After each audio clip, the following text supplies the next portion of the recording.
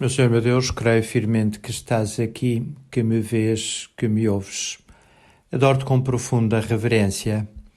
Peço perdão dos meus pecados e graça para fazer com fruto este tempo de oração. Minha Imaculada, São José, meu Pai, Senhor, anjo da minha guarda, intercedei por mim. Hoje é a festa de Santa Maria Madalena, quem se costuma dar o título de apóstola dos apóstolos, porque foi ela quem deu a conhecer a Pedro e a João que Jesus tinha ressuscitado. Inicialmente ela própria não sabia que a ausência do corpo de Jesus se devia à sua ressurreição. Apenas lhes referiu que não estava onde tinha sido sepultado. Mas ela pensou, humanamente falando, era o que parecia mais razoável, que provavelmente alguém o tinha levado do sítio onde tinha sido sepultado, e daí a sua ausência. Chamou Pedro e João foram lá, viram que efetivamente o corpo não estava no sítio onde tinha sido depositado e voltaram para Jerusalém. Mas ela não, ela continuou lá a ver se encontrava alguma pista que lhe permitisse descobrir o paradeiro do corpo morto de Jesus. E foi então que o próprio Senhor lhe apareceu e ela acreditou. Não por aquilo que viu, porque inicialmente, mesmo vendo o Senhor, não foi capaz de se aperceber que era Jesus, mas quando Jesus a chamou pelo seu nome, então sim, apercebeu-se que era ele. E ficou tão efusiva, tão alegre, tão satisfeita, que até quis abraçar o Senhor, que a teve que conter naquele seu entusiasmo, porque não era ainda a altura de festejos e de alegria, era a altura de anunciar aos outros aquilo que tinha acontecido e que o Senhor tantas vezes tinha anunciado. E por isso ela foi ter com Pedro e João, desta vez já não para falar da desaparição do corpo de Cristo, mas para lhes dizer que o tinha visto, que tinha estado com ele, que era verdade que Cristo vive, que era verdade que Cristo tinha ressuscitado. Esta boa mulher ficou com má fama porque, embora não haja nenhuma razão que permita identificá-la com a pecadora que aos pés de Jesus implora o perdão das suas culpas, passou à história como sendo Maria Madalena, e daí que muitas pessoas continuam a pensar que Maria Madalena é aquela mulher que de facto protagonizou aquele perdão que Nosso Senhor lhe concedeu. É um episódio curioso que São Lucas refere no capítulo 7º do seu Evangelho, de um fariseu que tinha algumas dúvidas em relação a Jesus, talvez um pouco como Nicodemos. Ele sabia que Jesus fazia coisas extraordinárias e isso não poderia ter outra explicação que não fosse Deus estar com ele, mas ao mesmo tempo também percebia-se da contradição que outros fariseus lhe moviam, pensando que Jesus não era muito ortodoxo nos seus ensinamentos e também nos seus costumes, nomeadamente por fazer milagres, curas ao sábado. Por isso este fariseu convidou Jesus para a sua casa, talvez até para o examinar, para poder comprovar mais diretamente se era ou não um homem de Deus.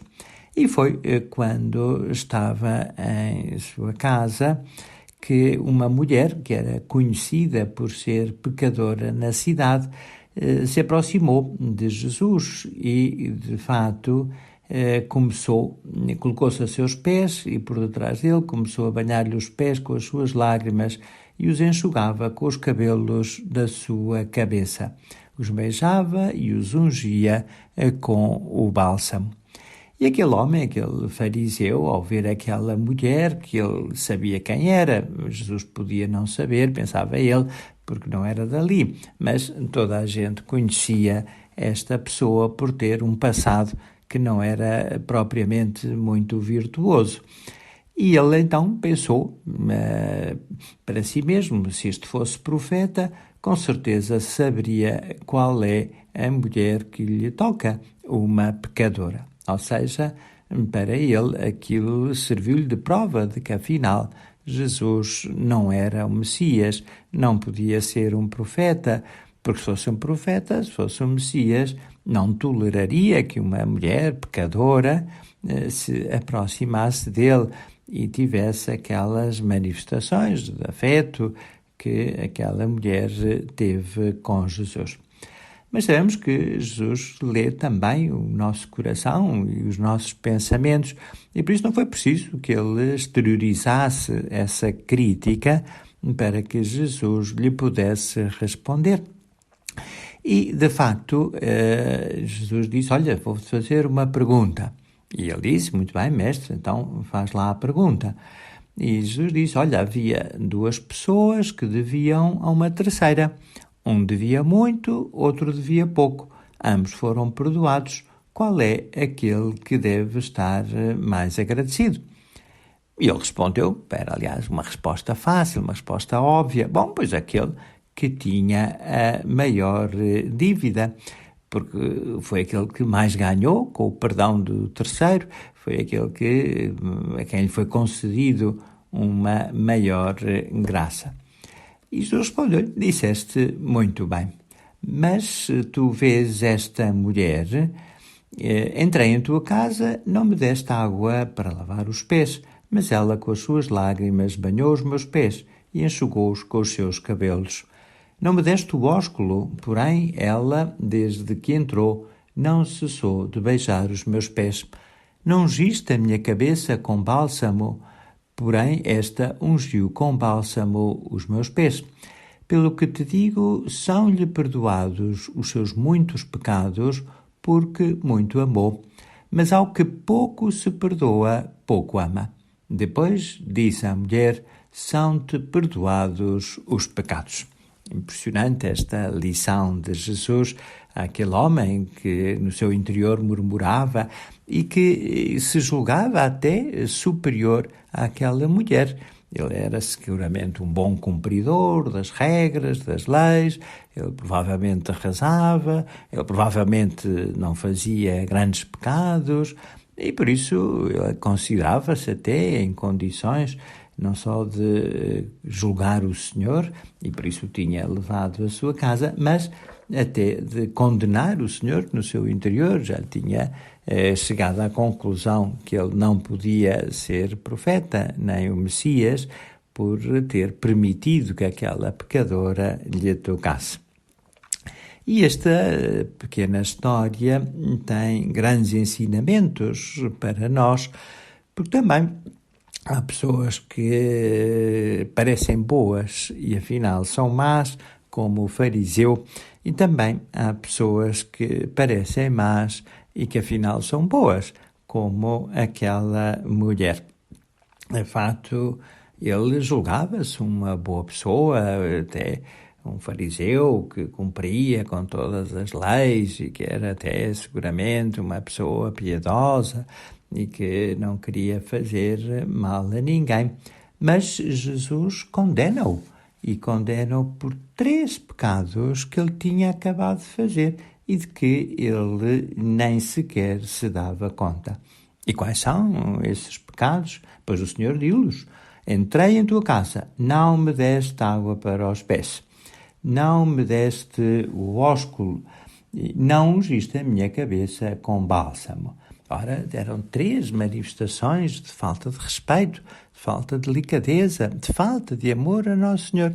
Ele que se julgava tão bom e que se permitia condenar os outros no seu coração e com os seus pensamentos, não se dava conta das suas próprias faltas, porque a sua soberba o impedia de se reconhecer pecador.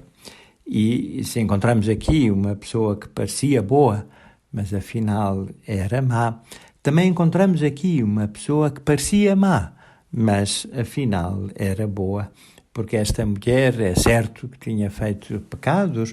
O próprio Senhor diz que eram pecados graves, que eram muitos pecados, mas apesar dos seus muitos pecados, maior foi o seu amor, e um amor tão verdadeiro que se manifesta na sua confissão, que se manifesta no seu arrependimento.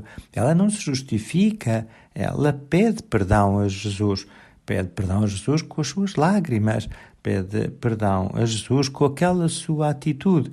Como quem diz, eu não mereço pedir coisa alguma, mas entrego-me a Jesus para que Ele, na sua misericórdia, me possa acolher. Diante de Jesus, ela não precisava dizer palavras. Nós sim, temos que as dizer quando nos confessamos. Diante de Jesus, bastava que ela manifestasse a tristeza do seu coração, o seu arrependimento, o seu perdão, para que Jesus a perdoasse, lhe absolvesse as suas faltas. E Jesus fala com palavras lindíssimas. São-lhe perdoados os muitos pecados porque muito amou. Que grande elogio. E é isto que distingue os verdadeiros santos. Não é os pecados. Houve santos que pecaram muito, muito talvez, mais até talvez do que outros que não são santos. O que caracteriza os verdadeiros santos é o amar muito, porque esse é também o mandamento principal da lei, o primeiro mandamento da lei de Deus. Vamos pedir a Nossa Senhora que ela nos ajude para que também nós aproveitemos as Jornadas Mundiais da Juventude para nos encontrarmos com Cristo, para confessarmos as nossas faltas e para pedirmos ao Senhor esse maior amor no nosso coração e na nossa vida. Dou-te graças, meu Deus, por bons propósitos, afetos e inspirações que comunicaste nesta meditação. Peço-te que ajuda para os pôr em prática. Minha Mãe Imaculada, São José, meu Pai e Senhor, anjo da minha guarda, intercedei por mim.